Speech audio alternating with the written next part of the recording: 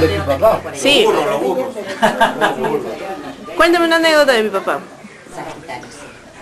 Yo siempre venía cuando estaba tu papá vivo, se estaba por ahí. Ajá. Baja un poquito. Y siempre que venía tu papá, venía zampado. Y ahí. Y cada vez que entraba, decía, no.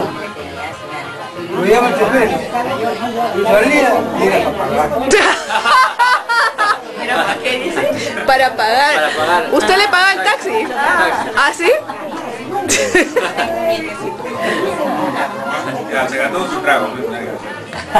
Y a ver, mi tío Napo. Una anécdota de mi papá. Hay otro de los padres que siempre paraba en el cierre. Me han dado un dato. ¿Ah, sí? Decía, el caballo mismo me ha dado las 5 a 7 la dobleta. Las 5 a 7 y todo el mundo jugaba las 5 a 7 y nada, No sabía. No sabía. Y jugaba. Me tira nomás de la cabeza nomás. Ah, mi papá lo inventaba. Me estaba. El caballo de una carrera. Ahí está jugando.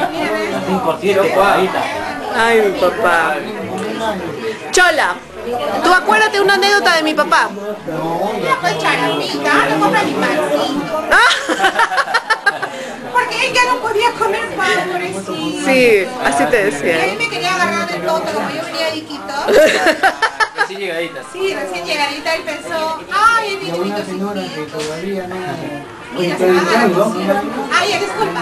Entonces esto, tu papá me decía, y yo, no puedes comer pan. Caramba, se van a dar cuenta, pero más allá, cómprate tus panes, pobrecito, me pedía dos, niña. Pero te pedía dos a ti, luego dos a mi tío, luego dos a no sé qué. Al final, y a Ricardo, luego al final salía comiendo 8 panes, 10 panes. Me daba pena, pobrecito, pero Ah. ¿verdad? Comía su pan. Sí, pues. Comía su pan. Bueno, ya.